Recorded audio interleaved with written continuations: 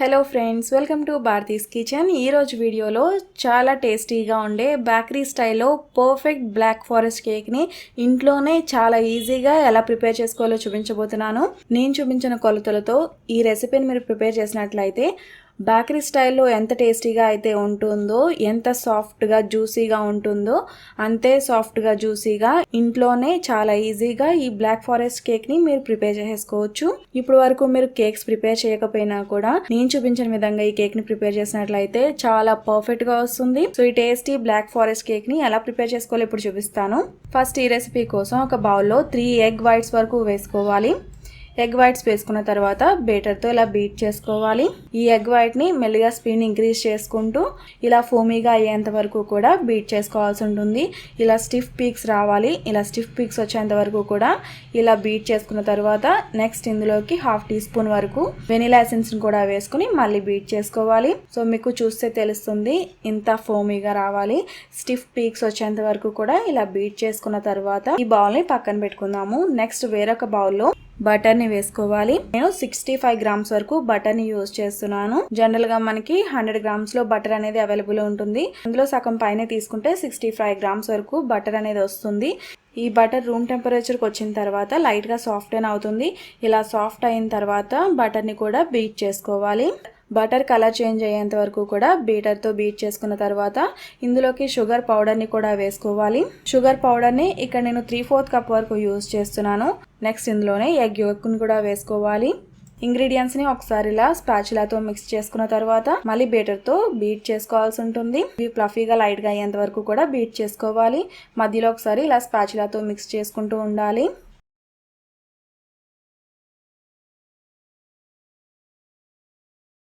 ఇలా ఫ్లఫీగా అయ్యేంత వరకు బీట్ చేసుకున్న తర్వాత నెక్స్ట్ డ్రై ఇంగ్రీడియంట్స్ని జల్లించుకోవాలి.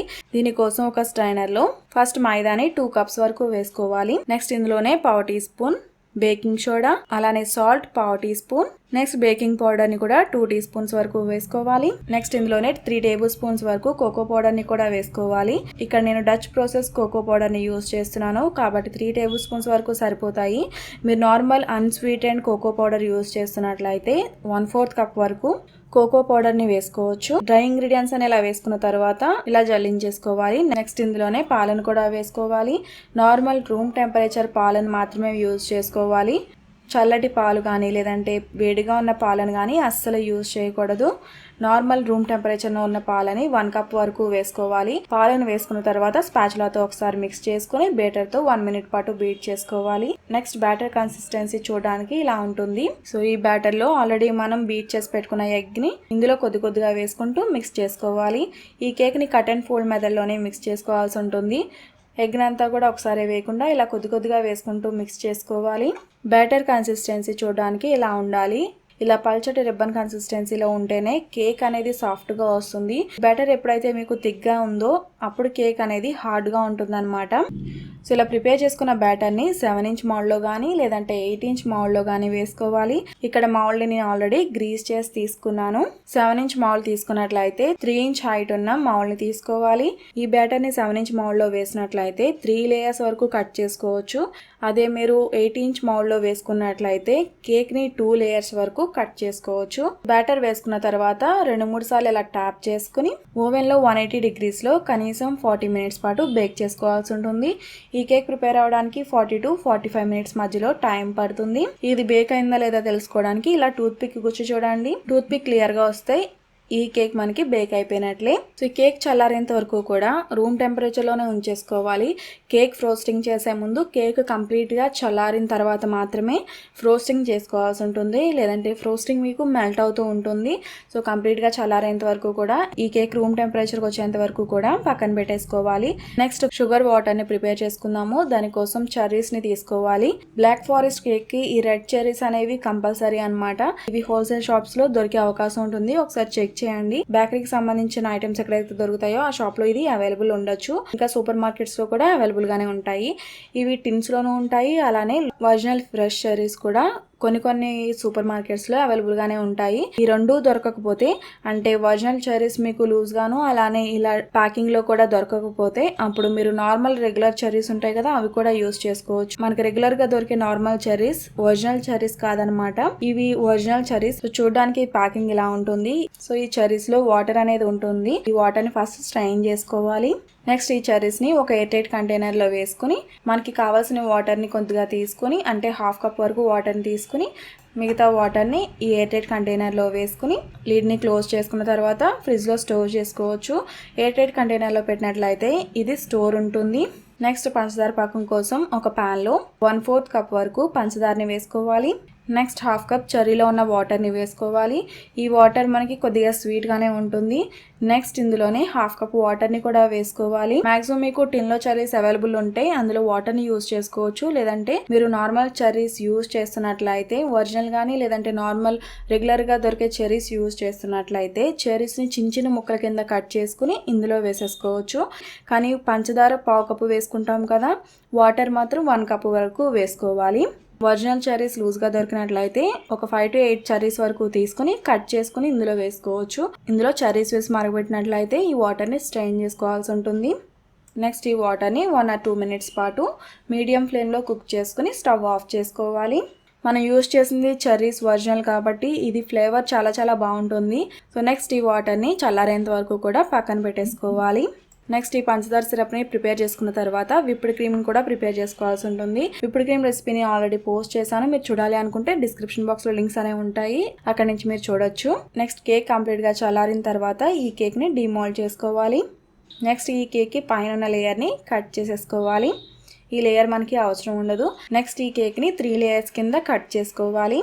సో నేను చూపించిన విధంగా ఈ కేక్ని మీరు ప్రిపేర్ చేసినట్లయితే చాలా సాఫ్ట్గా స్పంజీగా వస్తుంది. ఈ కేక్కి మనం ఫ్రోస్టింగ్ చేసుకోవాలి. దానికోసం ఒక కేక్ బోర్డ్ మీద లైట్గా విప్డ్ క్రీమ్ని అప్లై చేసుకుని ఒక కేక్ లేయర్ని దానిపైన ఉంచి ఆల్రెడీ ప్రిపేర్ చేసుకున్న షుగర్ సిరప్ని అప్లై చేసుకోవాలి.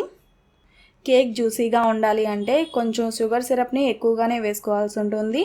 కేక్లో ఆల్రెడీ మనం షుగర్ చాలా తక్కువ వేసాము. సో ఇక్కడ మనకి కొంచెం ఎక్కువ వేసుకుంటేనే కేక్లో స్వీట్ అనేది కరెక్ట్గా సరిపోతుంది. నెక్స్ట్ దీనిపైన విప్డ్ క్రీమ్ని అప్లై చేసుకోవాలి. ఈ విప్డ్ క్రీమ్ రెసిపీని ఆల్రెడీ పోస్ట్ చేశాను. మీరు చూడకపోతే డిస్క్రిప్షన్ బాక్స్లో లింక్ అనేది ఇస్తాను, మీరు అక్కడి నుంచి చూడొచ్చు. విప్డ్ క్రీమ్ని 1/2 ఇంచ్ మందంలో అప్లై చేసుకున్న తర్వాత నెక్స్ట్ మళ్ళీ ఒక కేక్ లేయర్ని పెట్టుకొని దానిపైన మళ్ళీ షుగర్ సిరప్ని అప్లై చేసుకోవాలి. కేక్ జ్యూసీగా రావాలి అంటే ఇక్కడ షుగర్ సిరప్ని కొంచెం ఎక్కువగానే అప్లై చేసుకోవాల్సి ఉంటుంది. నెక్స్ట్ మళ్ళీ విప్డ్ క్రీమ్ని అప్లై చేసుకోవాలి. మళ్ళీ సేమ్ ప్రాసెస్ని రిపీట్ చేసుకోవాల్సి ఉంటుంది. ఈ కేక్ రెసిపీకి మనం తీసుకున్న వాటర్ కరెక్ట్గా సరిపోతుంది.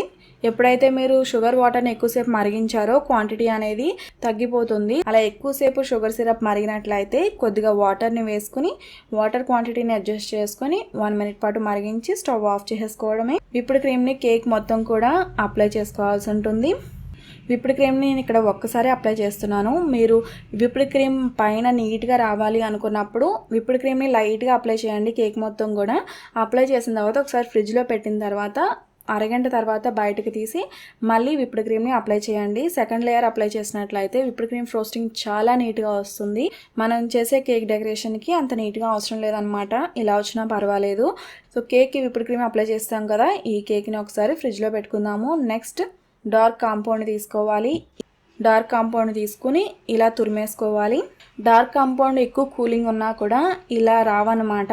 అలానే మరీ సాఫ్ట్గా ఉన్నా కూడా, అంటే మరీ రూమ్ టెంపరేచర్లో ఉన్నా కూడా ఇలా తురిమినప్పుడు రాదు సరిగ్గా. సో మీరు ఫ్రిడ్జ్లో ఉన్న డార్క్ కాంపౌండ్ని బయటకు తీసిన తర్వాత ఒక 1/2 hour తర్వాత ఇలా తురుముకోవాల్సి ఉంటుంది. నార్మల్ కండిషన్స్లో ఒక 1/2 hour పాటు బయట ఉంచుకుని ఆ తర్వాత ఇలా పీలర్తో పీల్ చేసుకోవాల్సి ఉంటుంది. ఇలా పీల్ చేసుకున్న వాటిని మీరు స్టోర్ కూడా చేసుకోవచ్చు. ఒక బాక్స్లో పెట్టుకుని ఫ్రిడ్జ్లో పెట్టుకున్నా కూడా ఇవి ఎక్కువ రోజులు స్టోర్ ఉంటాయి. నెక్స్ట్ మనం కేక్ని డెకరేట్ చేసుకున్నాము. ఇలా చాక్లెట్తో కవర్ చేసేస్తాం కాబట్టి విప్డ్ క్రీమ్ మీకు లైట్గా ఇలా గీతల కింద కనిపించినా కూడా పర్వాలేదు. ఇలా చాక్లెట్ తురుముని కేక్ చుట్టూ కూడా అప్లై చేసిన తర్వాత ఎక్స్ట్రా ఉన్న చాక్లెట్ తురుముని తీసేసుకోవాలి. నెక్స్ట్ మీకు నచ్చిన ఫ్లవర్ షేప్ నాజిల్ని తీసుకుని ఇలా డెకరేట్ చేసుకోవచ్చు.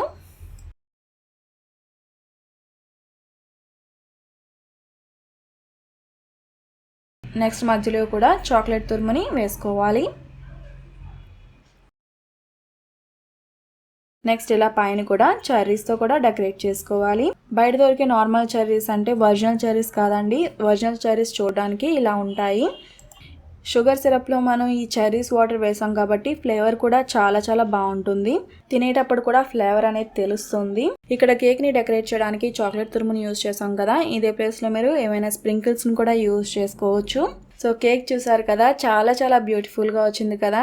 టేస్ట్ చాలా చాలా బాగుంటుంది. బేకరీలో మీకు ఎంత సాఫ్ట్గా జ్యూసీగా ఉంటుందో అంతకన్నా ఎక్కువ సాఫ్ట్గా జ్యూసీగా ఉంటుంది. అలానే బేకరీలో బ్లాక్ ఫారెస్ట్ కేక్ అన్నా కూడా ఇదే చాలా టేస్టీగా ఉంటుంది. సో ఇలా నేను చూపించిన విధంగా ఈ బ్లాక్ ఫారెస్ట్ కేక్ని మీరు ప్రిపేర్ చేయండి. అస్సలు వంట రాని వాళ్ళు కూడా చాలా పర్ఫెక్ట్గా ఈ బ్లాక్ ఫారెస్ట్ కేక్ని ప్రిపేర్ చేసేయగలుగుతారు. ఇంట్లో ఎప్పుడైనా స్పెషల్ అకేషన్స్ ఉన్నప్పుడు ఇలా బ్లాక్ ఫారెస్ట్ కేక్ని ట్రై చేసి చూడండి. చాలా చాలా పర్ఫెక్ట్గా వస్తుంది. ఈ రెసిపీని మీరు కూడా తప్పకుండా ట్రై చేసి మీకు ఎలా కుదిరిందో నాకు ఈ వీడియో కింద కామెంట్ సెక్షన్లో తెలియచేయండి. ఈ రెసిపీ ఎవరికైనా హెల్ప్ అవుతుంది అనుకుంటే ఈ రెసిపీని తప్పకుండా మీ ఫ్రెండ్స్ అండ్ ఫ్యామిలీస్కి షేర్ చేయండి. మరిన్ని మంచి రెసిపీస్ కోసం నా ఛానల్ సబ్స్క్రైబ్ చేయండి. అలాగే తర్వాత వచ్చే బెల్ ఐకాన్ కూడా క్లిక్ చేయండి. Thanks for watching.